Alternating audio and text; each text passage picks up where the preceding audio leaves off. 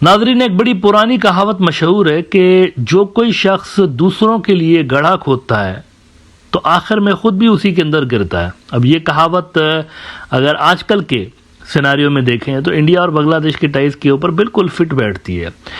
India ने पिछली सरकार के दौर में, शेख हसीना साहिबा की जब हुकूमत थी बांग्लादेश के अंदर, तो इंडिया ने बहुत सारे ऐसे मुआहिदात, कॉन्ट्रैक्ट्स बांग्लादेश के साथ किए हुए हैं जो कि बिल्कुल वन साइडेड हैं।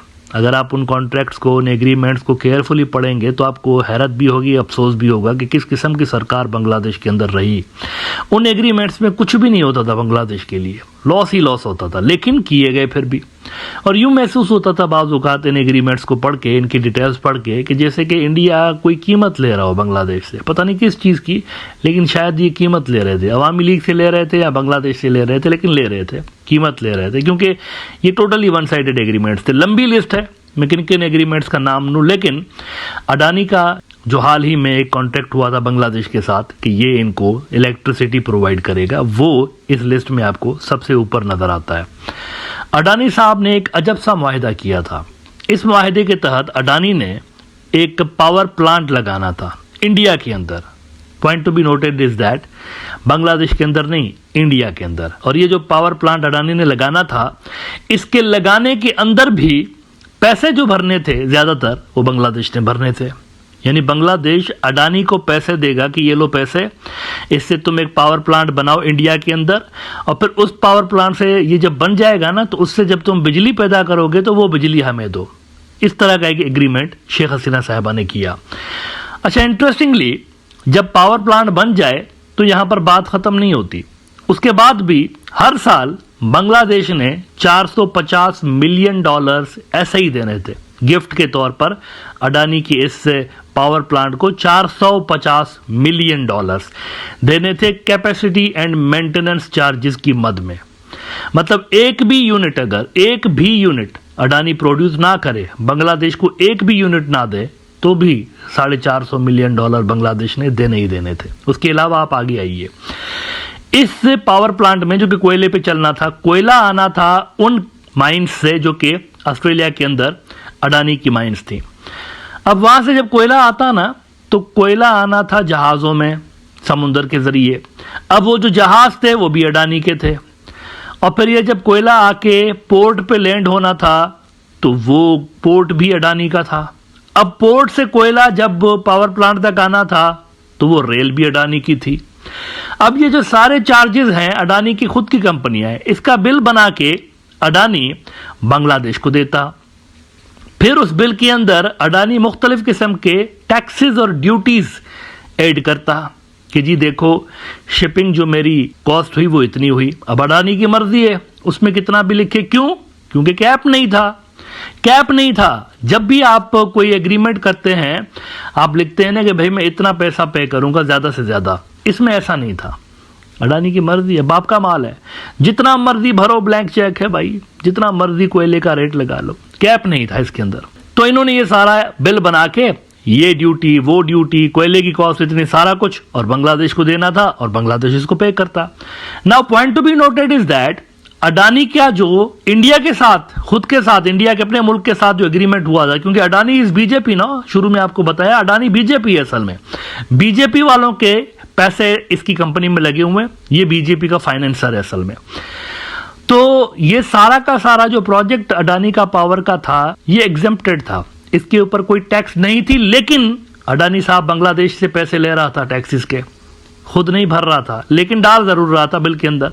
गवर्नमेंट मेरे से नहीं ले रही तो क्या हुआ, मैं तो लूंगा ना, और बांग्लादेशी वो भी भर रहे थे।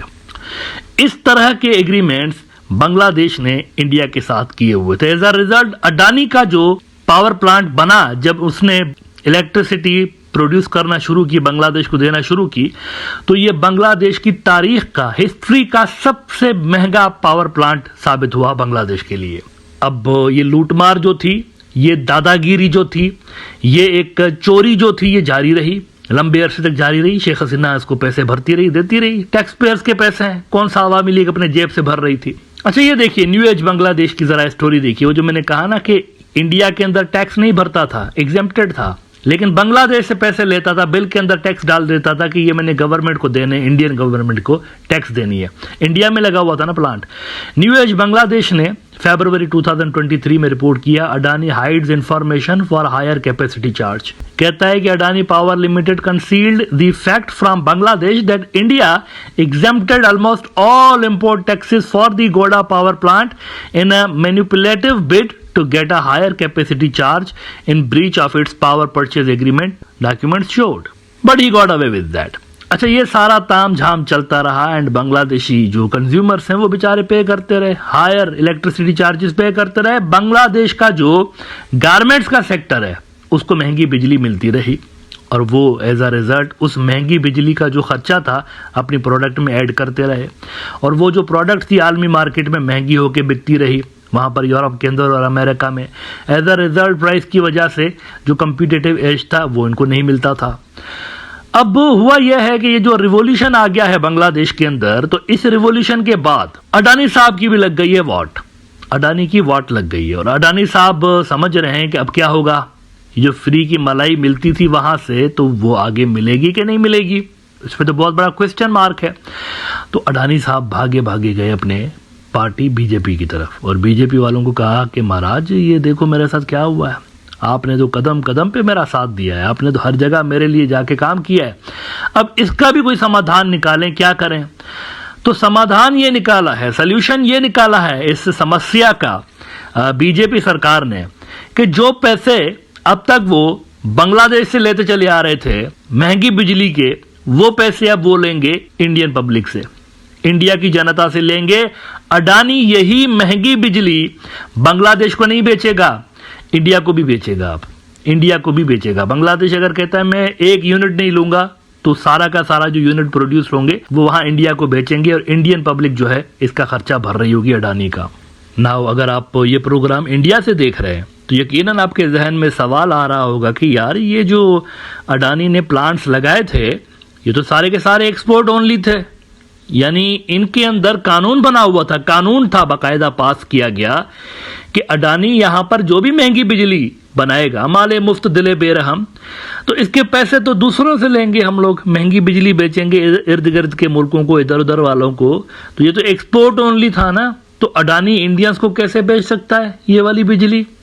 मतलब एक कानून था पहले, ये वाला पास किया गया था कानून कि ये वाला जो प्लांट है ये एक्सपोर्ट ओनली है। तो इसका जवाब ये है कि मित्रों, जो ही बांग्लादेश के अंदर फ्री की पार्टी खत्म हुई है, वो जो पार्टी चल रही है ना वहां पर बांग्लादेशियों के पैसों पे पार्टी चल रही थी, अब जो ही पार्टी खत्म हुई है, वो कहते हैं ना द पार्टी इज ओवर, अब जैसे ही पार्टी ओवर हुई है और शेख हसीना वहां से गई है तो इनको अपनी फिक्र सताने लगी अडानी वालों को कि क्या करेंगे, अब ये जो पैसा हमारा जो जनरेट होता था वो अगर बंद होगा तो कहाँ से लाएंगे।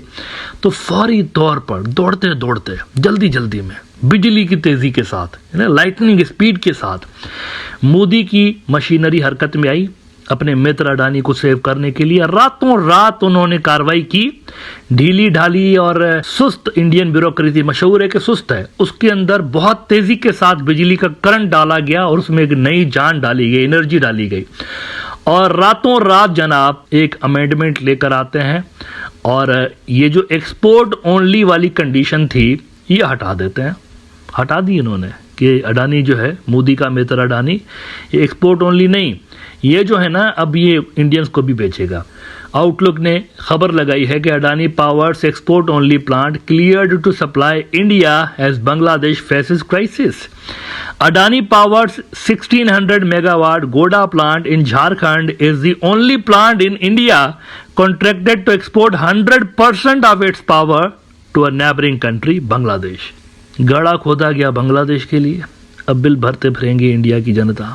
इंडियन पब्लिक से मोदी पैसे लगाएगा कि भाई पैसे तो देने हैं ना, देखिए अडानी की जेब में पैसे तो डालने, फाइनेंसर है बीजेपी का, मोदी का फाइनेंसर है, तो कहाँ से पैसे निकाले जाएंगे। अगर बांग्लादेश ही बंद करेंगे तो इंडियंस ने पे करना है। तो ये रातों रात वहाँ पर कानून चेंज करके तो इंडियंस को कहा गया है कि गेट रेडी मित्रों, गेट रेडी, आपके पास आ रहा है बिल, बिजली का बिल जो आ रहा है वो पहले बांग्लादेशी भरते थे महंगा बिल, अब आप भरेंगे। तो ये सूरत हाल शेख हसीना साहबा के पावर से जाने के बाद क्रिएट हो चुकी है इंडिया के अंदर।